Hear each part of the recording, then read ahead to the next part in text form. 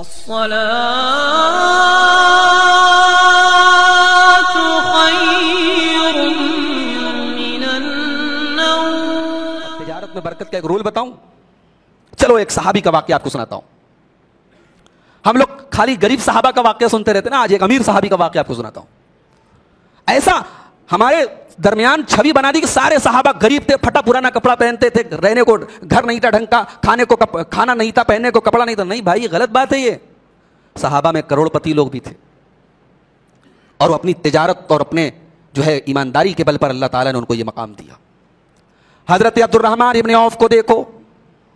حضرت عبد الرحمن ابن عوف رضی اللہ تعالیٰ عنہ مکہ سے ہجرت کر کے مدینہ پہنچے ہیں, بالکل غریب ہو چکے ہیں, بالکل خالی ہاتھ ہیں. اور جب مدینہ میں پہنچے تو اللہ کے پیارے نبی نے ان کا بھائی چارہ کرایا حضرت سعد ابن ربیع کے ساتھ. آج تو حالات یہ ہیں, ہمارے اپنے سگے بھائی کے ساتھ مقدمے چل رہے ہیں. سگے بھائی کے ساتھ 1 فٹ زمین کے لیے لڑ رہے ہیں ہم, اور ہمارا بس چلے اپنے بھائی کا گلا گھونٹ کے اس کی زمین مت لیں. کیوں لالچ کرتے ہو میرے بھائی؟ یہ 2 فٹ زمین تم نے کسی اپنے بھائی کی ہڑپ لی, اپنی بہن کی ہڑپ لی, اپنی بیٹی کی ہڑپ لی, لے کے کیا جاؤ گے تم؟ 2 گز زمین کے علاوہ تو کچھ اور نہیں ملنے والا تم کو. اور اللہ کیا جب جاؤ گے اور جو سزا ملے گی, ذرا اس کا انجام سوچو میرے بھائیو. انجام کیا ہوگا ہمارا؟ اپنے سگے بھائی کو آج ہمارا بس چلے تو اس کا حق مار لیں. لیکن صحابہ کو دیکھو, مکہ کے مہاجر ہیں, مدینہ پہنچے ہیں, مدینہ کے انصاریوں کو اللہ کے نبی نے بھائی بنا دیا کہ یہ مہاجر یہ فلاں انصاری کا بھائی, یہ مہاجر یہ فلاں انصاری کا بھائی. نبی نے نام لے کر کے بھائی چارہ کرا دیا, اور انصاری صحابہ نے اپنے دل کے دروازے کھول دیے, اپنے گھروں کے دروازے کھول دیے, اور کہا کہ ہماری جو بھی پراپرٹی ہے, جو بھی مال ہے, ہم اپنے بھائی کو آدھا دینے کے لیے تیار ہیں. حضرت عبد الرحمن کا بھائی چارہ کرایا اللہ کے نبی نے حضرت سعد ابن ربیع کے ساتھ. حضرت سعد ابن ربیع بڑے پیسے والے تھے. بخاری کی روایت پڑھ رہا ہوں آپ کے سامنے.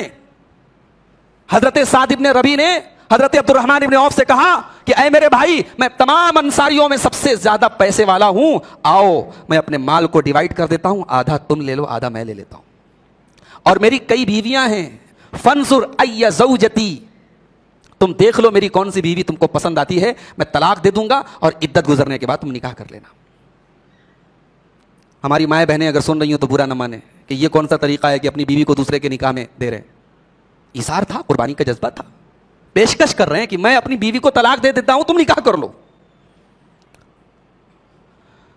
بیوی بھی مل رہی ہے فری میں, پیسہ بھی مل رہا ہے. اب خودداری کا تقاضا یہ ہے کہ نہیں مجھے تمہاری بیوی نہیں چاہیے, مجھے تمہارا پیسہ نہیں چاہیے, میں اپنے بل پہ کچھ بن کے دکھاؤں گا. اور ذلت کا تقاضا یہ ہے کہ جو مل رہا ہے مفت میں مال مفت دل بے رحم, جو مل رہا ہے مفت میں لے لو. حضرت عبد الرحمن ابن عوف نے خودداری والا راستہ اپنایا. کہا میرے بھائی اللہ تم کو برکت دے, اللہ تیرے مال میں برکت دے, تیرے اہل و عیال میں برکت دے, مجھے آپ کا مال نہیں چاہیے, مجھے آپ کی بیوی سے نکاح نہیں کرنا ہے, میں بزنس کرنا چاہتا ہوں, مجھے مارکیٹ کا پتہ بتاؤ, مدینہ میں مارکیٹ کہاں ہے, مجھے مارکیٹ بتاؤ. کہا کہ مدینہ میں ایک مارکیٹ ہے سوق و قینوقاع, ایک مارکیٹ ہے اس کا نام قینوقاع کی مارکیٹ ہے, اور وہ مارکیٹ یہودیوں کی مارکیٹ تھی. یہ میرا جملہ نوٹ کرو. حضرت عبد الرحمن ابن عوف نے جس مارکیٹ سے بزنس شروع کیا وہ یہودیوں کی مارکیٹ تھی. آج جب بزنس کی بات آتی ہے تو کہتے ہیں گجرات کے مارواڑی جو ہوتے ہیں یا سندھی لوگ جو ہوتے ہیں وہ بڑے بزنس مین ہوتے ہیں. کیوں ایسا ہے میرے بھائی؟ کوئی یہ کیوں نہیں کہتا کہ مسلمان بہت اچھا بزنس مین ہوتا ہے؟ کب ہم یہ سنیں گے کہ کرنول کے مسلمان بڑے اچھے بزنس مین ہوتے ہیں؟ یہ جملہ ہم کب سنیں گے؟ عبد الرحمن ابن عوف نے مارکیٹ کا پتہ پوچھا, مارکیٹ میں گئے, اور جانتے ہو کس چیز کا بزنس انہوں نے شروع کیا؟ پنیر کا اور گھی کا. تھوڑا سا پنیر لائے, تھوڑا سا گھی لائے, لا کر کے بیچنے لگے. پہلے دن تھوڑا سا لائے, اس کو بیچا, تھوڑا منافع ہوا, اگلے دن اور زیادہ لائے, کوانٹٹی بڑھاتے گئے, بیچتے گئے. اور حضرت عبد الرحمن ابن عوف کا رول کیا تھا؟ منافع کم ہو, سیل زیادہ ہو, یہ ان کا رول تھا. اللہ نے اتنی برکت دی کہ کچھ دنوں کے بعد حضرت عبد الرحمن ابن عوف اللہ کے نبی کے پاس آئے تو اللہ کے نبی نے دیکھا ان کے کپڑے میں زردی کا نشان لگا ہے. عرب میں جب لوگ شادی کرتے تھے تو شادی میں کوئی خوشبو لگاتے تھے, اس خوشبو میں زردی ہوتی تھی, پیلا پن ہوتا تھا, تو کپڑے پہ وہ زردی لگی تھی. اللہ کے پیارے نبی سمجھ گئے کہ حضرت عبد الرحمن نے شادی کی ہے. آپ نے پوچھا شادی کی ہے؟ کہا کہ ہاں شادی کی ہے. ارے شادی کر لی, نبی کو نہیں معلوم. ہمارے یہاں اگر مسجد کے امام صاحب کو پتہ لگ جائے فلاں نے شادی کر مجھے نہیں بلایا, امام صاحب کہتے اس کے پورے خاندان کا کبھی نکاح نہیں پڑھاؤں گا میں. ہے کہ نہیں؟ صحابہ کے زمانے میں شادی ہو گئی, نبی کو معلوم نہیں. اب آپ لوگ یہ میسج یہاں سے لے کے مت جائیے گا کہ عبد الغفار صاحب کہہ کے گیا مولانا کو بلانے کی ضرورت نہیں ہے. نہیں، میں یہ بتانا چاہ رہا ہوں کہ نبی کے زمانے کی دیکھیے شادی ایسی ہوتی تھی. عبد الرحمن ابن عوف نے نکاح کر لیا, نبی کو معلوم نہیں, کپڑے کی زردی کا نشان دیکھا, آپ نے پوچھا نکاح کر لیا, کہا کہ ہاں نکاح کر لیا. نبی نے پوچھا مہر میں کیا دیا ہے؟ ہمارے یہاں لڑکے کی شادی ہے تو لوگ پوچھتے ہیں ملا کیا ہے, آج پوچھتے ہیں ملا کیا ہے, نبی نے پوچھا دیا کیا ہے. یہی فرق ہے نبی کے زمانے کی شادی میں اور آج کے زمانے کی شادی میں. کم سکتا, اے عبد الرحمن تم نے مہر میں کیا دیا؟ کہا اللہ کے نبی سونے کی گٹھلی دیا ہے.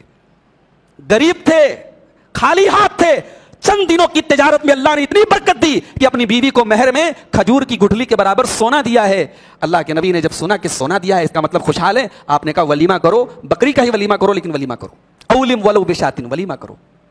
تو عبد الرحمن ابن عوف کو اللہ نے اتنی برکت دی. حضرت عبد الرحمن ابن عوف کہتے ہیں میں پتھر بھی اٹھاتا ہوں تو اللہ کی قسم مجھے لگتا ہے کہ اس پتھر کے نیچے یا تو سونا ملے گا یا چاندی ملے گا. اللہ نے اتنی برکت دی تھی. تو تجارت میں برکت ہے میرے بھائی, تجارت کرو, حلال چیزوں کی تجارت کرو. بہت سارے حرام چیزوں کو چھوڑ کر کے باقی سب چیزوں کی تجارت آپ کر سکتے ہیں. تو معاش کا مسئلہ, اپنے ہاتھ سے کام کرو, تجارت کرو.